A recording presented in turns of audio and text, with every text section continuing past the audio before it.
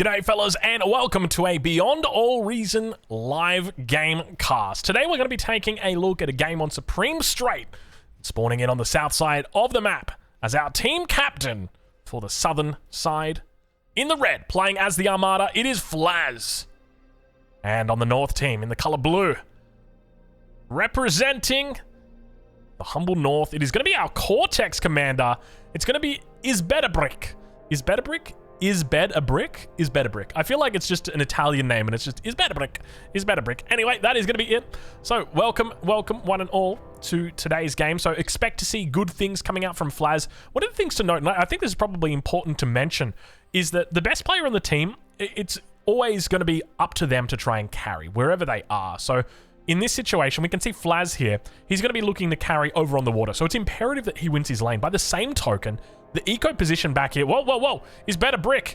Is Commander dead? Is Bedabrick asleep? What's going on? Anyway, we're going to hope that we see big things coming out from this command. What is going on? Is Bedabrick? I can't believe we've gone AFK. Okay, there we go. Lab is out. Bot lab going to be thrown down here. A little bit of idle time right there. Is Bedabrick probably, fiddling with the keyboard? Maybe the mouse ran out of juice, that sort of thing. So that's what we're going to be looking for. One of the things that I always note is like, when you're playing Frontline, right? Like at best, at best, if you have a Frontline that somehow manages to decimate the enemy, that's amazing. But it's important to remember, when it comes to Frontline, your static defenses are going to be a lot stronger than what your units are, typically. And as a result, it means that investing in static defenses is always a good thing. And by going into static defenses, you're not really pushing yourself up. And if both players or both teams invest in static defenses, then neither of them necessarily win. That's just that stalemate. Now, one of the ways that you can win when that happens is by having more units than the enemy. So if we see that, Vladimir looks to push down through this area, maybe he moves into some sort of mobile unit, maybe hovercrafts, or looks to go into crocs. Actually, there are amphibious garpikes that he can look to go into. Then that's always a real threat, because normally those garpikes will go around the front, come around the bottom side, and then look to hit the base directly. So you've always got to be very aware of that. But normally, it's part of the reason why you don't see the best players on the team playing the front line, because your ability to control the game from the front line is minimal. It's very, very low. When it comes to your skill expression on the front line, I would say it probably caps out. Obviously, if you put a true skill rating player of 50 up against a true skill rating player of 30, there's a good chance that the 50 will overwhelm the 30 completely. But there's also a good chance that it's just going to be a stalemate. So that's part of the reason why I always am excited by seeing the best player on the team play these kind of not flex positions, but more tactical positions in that eco. Even the air, like one of the things people forget about the air player is you're not making air all the time. Like your air plus eco, that's a big thing to remember, is that you're going eco and you're also going air at the same time. You're expected to have fighters out, but that's it, right? Like you're not making units constantly. So that's an important factor to consider. But let's check in with Shaq and see how he's doing, because Shaq is now beginning to expand and not even looking to take the water here or challenge the water. Has begun to take the Geo. We can see that Snowmaze is his opponent on the water, who has already begun to push out. Got a couple of Dolphins sitting up here on the front, the fast assault Corvette out here, but the commander's in the middle of the map looking to fight over that reclaim. One of the most important parts of this map is securing that reclaim. If you're able to bring the commander out here and hold that reclaim down, it's going to give you a big advantage. But we do see now all four commanders looking to line up the center. A Marcero might be coming up for a D-gun here. It cloaks. Geez, what are we doing, a Marcero? Cloaking? Let's go for a D-gun instead. I'd just be D-gunning that bad boy. Get it out of there. It's only one LLT. It's not going to hurt you. But it looks like the mid lines are being drawn and a bit of an advantage coming in from that north team. Most importantly, these mexes in the middle, 4.3. That's a lot. That's a lot, right? So if you're able to secure that, great. And if you're able to deny it from your enemy, which is what we've got happening right here, even better. So really, really big, or really, really important thing to note. But we do have a bit of a battle coming out now. We can see Flaz asking for a res bot on that south side. Remember that Flaz, in this position, typically isn't going to be making a bot lab. So getting a res bot is quite important, and normally it's going to be coming in from the Geo player. And we can see already Lionized is going quite ham on the economy, opening with vehicles and beginning to move into shell shockers, which I do like from this position. And at the same time, look at this, a little bit of a sneaky build-up happening here. Just a couple of pawns, slowly but steadily building up. Mall man heading off to the mall and buying himself a couple more pawn shops. But let's check in over on the other side and see how they're doing as T2 is coming through. Dangerous position to put a T2 bot lab. I'll say that much, Ascon. Looks like his commander's already gone. Boom. We've had a couple of commanders go down. You can see this team on the north has lost 2 already. And when I say lost, it doesn't necessarily mean that they lost them. And look at the timing right now coming through from It's Me Yeti. It's Me Yeti, the lowest rating player on the enemy team, yet the highest. Or the fastest advanced bot lab, but a little bit of a mistake coming through from Yeti. Not finding a secondary source of energy, not going for a energy storage. One of the key things to remember is if you're going to go heavy on wind like this, you've got to have an energy storage. Really important, because if wind is going well, everything's fine. But if wind goes to shit, everything is terrible for you, and that's exactly what happens now. So a huge stall out. This is going to slow Yeti down a massive amount. Let's check in with Vladimir and see how he's doing, as his economy is doing pretty well, actually. He's got the 4 maxes. Looks like his allies keyed in an upgrade for him. Very, very nice of him. I do suspect... Have we got the T2s coming out? You can see the commander just... The commander wreckage here for Ascon. Still got a lot of metal left in the bank, ready to go. And that front line, it's holding for the moment. But just remember, like, the way I feel about the front lines is... Right, like, it's going to take a comm bomb to make a blow through here, or, you know, somebody stalling energy when a push happens. But we do have a bit of a push coming in on this from this south team. You can see that Moorman's come up with a whole bunch of pawns, or rather, Obsolete going to be coming up with a whole bunch of pawns. Wait, where did he give them over? Oh, I think he gave over the pawn. Oh, very, very cool. So he can just go back and focus on his economy now, Moorman. He gives over all the pawns to his ally and says, here, you take control of them. I'll let you deal with it. And now instead, I'm going to go and focus on other things. So we'll have to wait and see exactly what he looks to focus on. Meanwhile, with those shell shockers continuing to push out, looks like jammers have come up on the other side as well. So always a good sign when we've got the jammers beginning to come up. That indicates that people typically are going to want to try and... what's the best way to say? But keep themselves in that spot. Prevent the enemy from coming through. Oh, my lord. My mouse is going a little bit crazy. But it's a great way to deny space from the shell shockers, because the shell shockers are going to be using their radar signatures to try and get those shots in. And by having that up, now you're going to need to have that line of sight. And we do see the line of sights coming through. But even going for something like a Warden here, you're not going to have the range to deal with these shell shockers. He's going to need to go big. He's going to need to go for that artillery. But look at this, a little bit of a push now beginning to come through on the center. Something that we don't typically see is a push at the front like this. Normally, you've got your more greedy players going for eco, but the commander, this is why you don't see those pushes, because 1 D-gun, 2 D-guns, and it's all shut down, running it into the gauntlet, and he gets pushed into the ground right there. Oh, you know, we saw it was Obsolete who was holding control of those units there. You know, maybe Moorman making a little bit of a mistake there, going and giving all of the units that he had built to the lowest ranked player on the team. And you got to remember that at the end of the day, I don't want to disparage people, but there is a reason that... oh my lord, we got ourselves a little bit of a drop coming in. Squishy right now, dropping absolutely everything. Have a look at this. Where is his base? Squishy. Oh wait, this is... Hold on, we got a counter drop coming through. What is going on? We got double drops coming in right now. Hold on, wait, no. Did they get denied on the top side and now they're coming back? We've got double drops, Squishy, together. I was confused. I'm like, I saw them all coming in from the north. I'm like, ah! But never mind. It's going to be an ally drop towards the enemy side. I love that he's brought the commander here as well. But I was going to say, so you got to remember that you start at 14 true skill rating. And either you go up if you win, you go down if you lose. That's as simple as it gets. And look, there's going to be people that sit on 5 true skill rating that have lost a lot of games because they got bad teammates. But you got to remember, the consistent factor throughout all of those games wasn't your teammates. It was you. So we got to look to get back to the drawing board and say, okay, is there something I could be doing? And that's part of the reason why I always say you need to be the carry in your game. Don't just be happy with a stalemate. Look for a way that you can finish the game. Look for a way that you can potentially get an advantage in your game. But look at this. We have got a huge naval invasion coming through in the form of a drop right there. Mr. Commander and all of his construction bots flying across the ocean, trying to break through, manages to come up the side of the cliff. All of the pawns going to get thrown down, and look at the amount of units that are here, but you got to be careful getting so close to that Geo. If it does go down and the fighters manage to come through, looks like the commander makes it here safely. Everybody is happy, and now a whole new world has begun building as there is a second front that is opened up now. A very unconventional strategy coming in from the south team. Bot lab going to be going down here as well. They're going to start marching off into the distance. We can watch as those pawns make their way through off this plateau down towards the enemy bases, and there are some big targets in there as the energy converters begin to go down. A couple of green units going to be trying to bait out a D-gun or two. I know that I would be looking to bait that out. I'd love to see the I'd love to see the capture be used here instead of taking this geo out. The capture obviously takes a little bit of time, but definitely worth doing if you can manage to pull it out. But let's ride in on board as the South team looks to assault on the backline. A beautiful strategy coming in before the 10-minute mark here as well. Just very key to note that because it is still very early, and at the same time holding the front. This was really cheeky because the backline were the team that did this, right? So you're still holding the front. All your resources towards the front are still going really, really strong, and they're just going to be so disruptive to this because you set everything behind. And now the question is, how does the backline respond to this? So we can see that is better brick right now. He's going to be throwing down a twin guard. That'll definitely hold. Oh, excuse me right there. A little bit of a... You know those weird things after you've...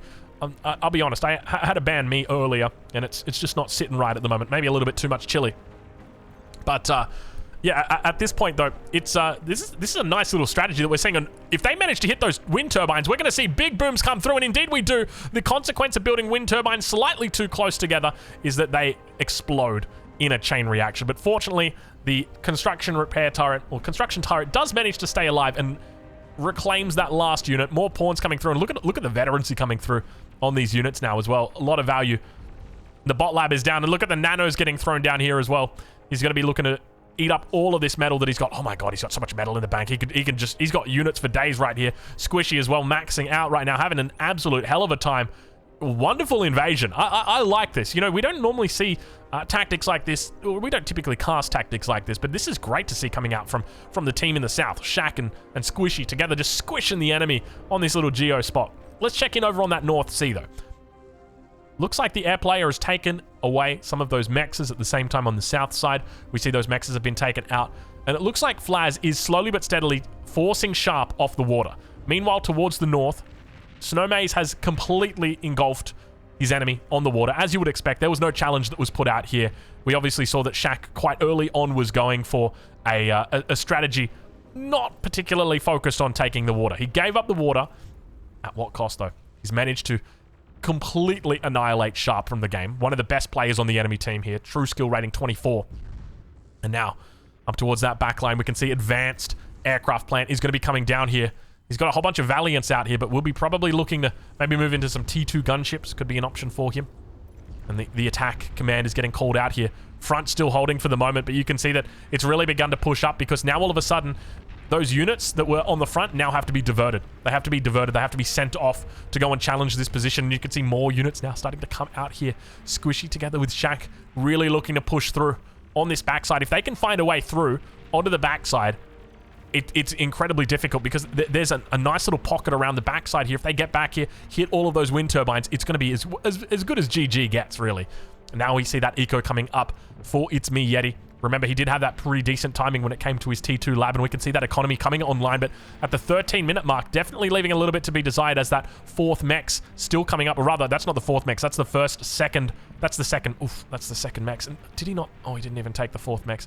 Yeti, we got to start taking our mexes, but it's not even going to matter right there, as it looks like the pawn managed to hit that shot on the wind, and so much wind economy has just gone down in the blink of an eye. At the same time, back towards the base. Look at the Hercules as they sit here. Hercules. They sit here waiting for the next target to be picked up. Now, one of the things that you can do, I had a guy on my team doing this the other day. He was picking up enemy units, bringing them back to his base, and then reclaiming them. I'm not even kidding you. He reclaimed 16,000 metals worth of units that game. What the hell, man? What the hell? How is that even legal? But I guess if you don't have the appropriate protections, if you don't have yourself some anti-air, you will suffer. Juno getting launched towards the middle. Awesome. Somniac holding it down here in the center. Fuzzy Skeleton trying to as well, but it is starting to become a struggle as that as those static defenses slowly but steadily get pushed up a little bit further. And now trouble in paradise as the Hounds trying their best to hold on, but you can see them being outsped. If we take a look here, the speed of the Pawn, 84, compared to the Hound, 69, which is a great speed to have. You know, it's definitely one of those speeds that you feel the need for. But unfortunately, they do get slightly outsped, which is going to make all the difference. And look at Squishy. Look at Squishy. How BM can you get right now? Squishy coming down and taking the mexes of his enemy. Really trying his best to pull one over his enemy here. Now, it's important to note that we've still got purple up here. Snowmaze, who's in a position to influence this game. The question is, how does he go about doing that? We've talked about it before. When you win C, you know, what's the goal? It wasn't from this position. It was actually from the inverse, from the challenger's position. But the general rules are still the same. So how can Snowmaze influence the game here? Now, I know a lot of people would be looking towards battleships or missile cruisers or, you know, get the big boy out, that sort of thing. But the reality is that's going to be a bit of a slow impact, right? Like if you're talking about a flagship, that's going to be really slow impact, and you need units out now. So my suggestion, seaplanes. Think about the influence that seaplanes could have in this position. You could get gunships out and look to deny this immediately, and that shuts it down completely. That buys you time. It buys you space. You're able to utilize all the metal that you've got out here. Look, you could probably even ask for your ally to give you these mexes and say, hey, those are mine. Give them to me. You could upgrade them to T2. He's begun moving everything, or he hasn't begun T2ing everything just yet. Let's take a look back towards his base. Okay, so we do have T2 coming through on the naval metal extractors. But very much he could influence this game. We're at 15 minutes in. The water has been unchallenged from here, so I would hope that he looks to think about seaplanes shortly, because he's got really good control out on the water here. And now we can see that Dreadnought coming out, looking to control the center. Looking to put a bit of damage on here to armor settle.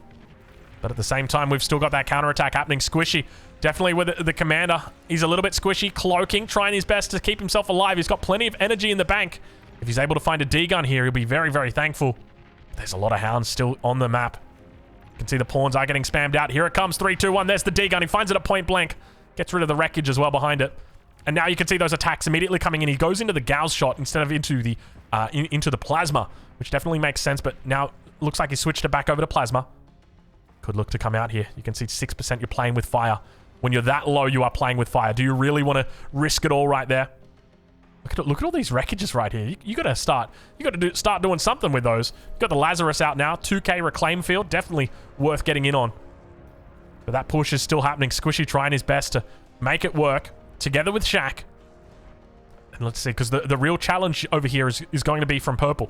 If Purple can realize, put 2 and 2 together and say, what do I need right now? Because, you know, he's going for the Haven, and that's going to be great. It provides him anti-nuke coverage, but is that really what you need right now? In fact, he's already got 2 Havens out. What does he need the second one for? Is he fearful of getting his battleships nuked or something like that? Is that what he's fearful of? Look at the Dreadnought. Look at the damage that it's able to do here. Hounds in the middle of the map, not going to stand a chance. And now the air fighters going to be building up back here. It looks like everything's going well. The T2 vehicle plant actually going to be coming down for Is Better Brick on the backline here. More wind going to be thrown down here. It looks like we haven't learned our lesson from the first time. Not going to be separating these wind gens at all. Even though we've got all the space in the world that we could be separating them for. I guess he's looking to maximize the coverage here that the construction turret's giving him. But I'll be honest, I do like this in the sense that you put the construction turret down and then just building everything around it. It makes a lot of sense to have it like that.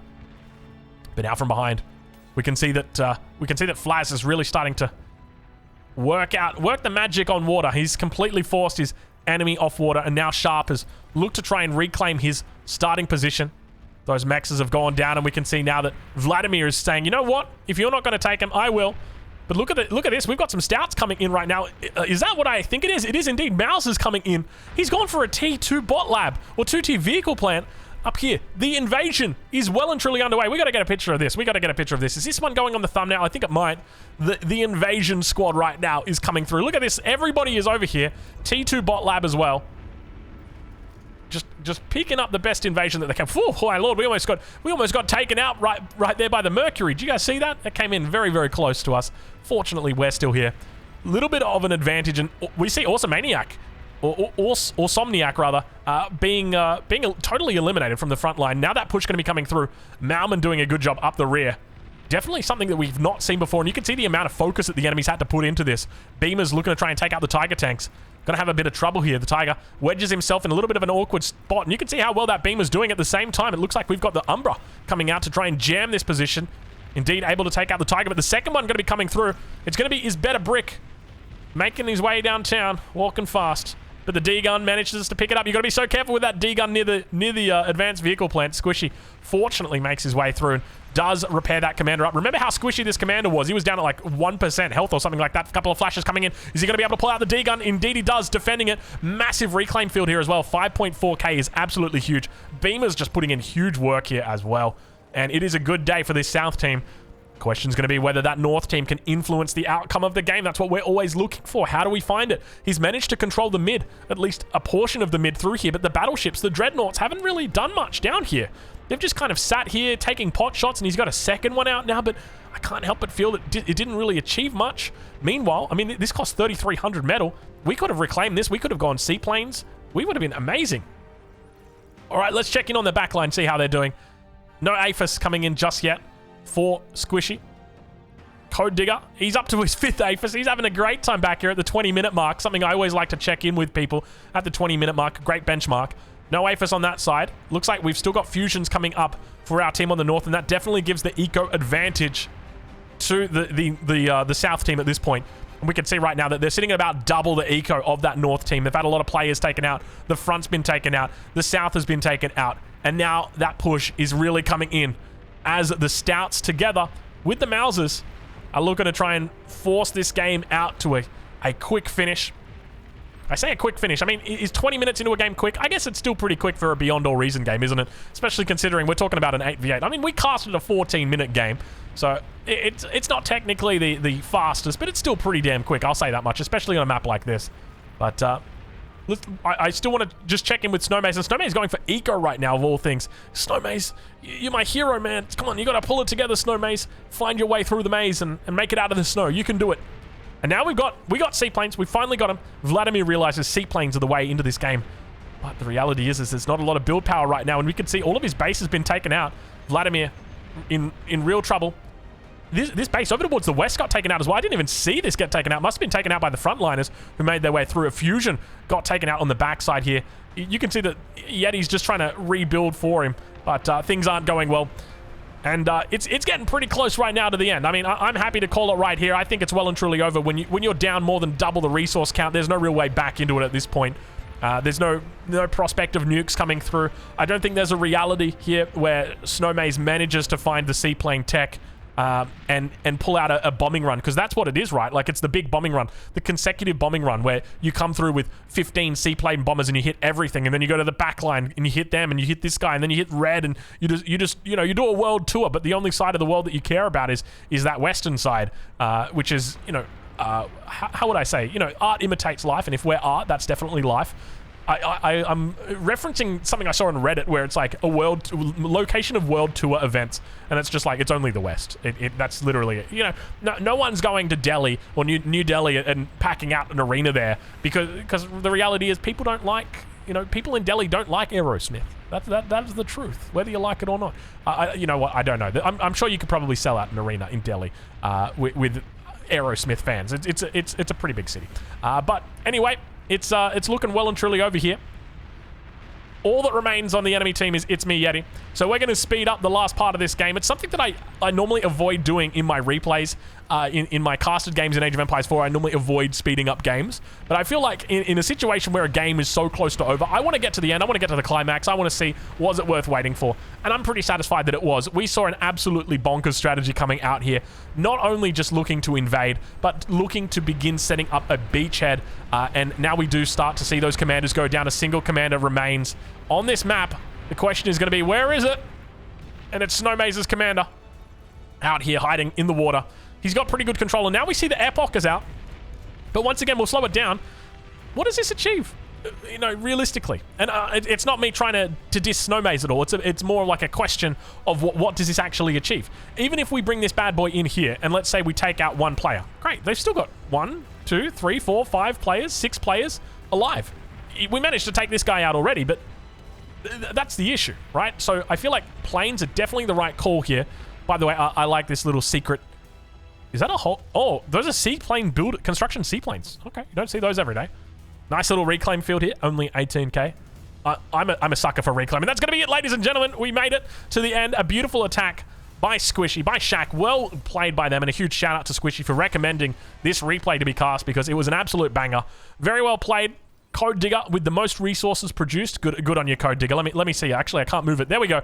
Code Digger back here with the 6-8 aphises. I'm liking the base. I don't know if I can move this. I'm trying. It doesn't work. He also slept the longest, 24 minutes. Incidentally, the game was also 24 minutes. So Code Digger having a nice big sleep here. Good insurance policy. Destroyer of enemy resource production goes over to Lionized, and destroying enemy units and defenses goes over to Shack, as well as efficient resources. So well done to our players for today. And that is going to be it. Thank you so much for watching, ladies and gentlemen, and we'll catch you guys in the next one.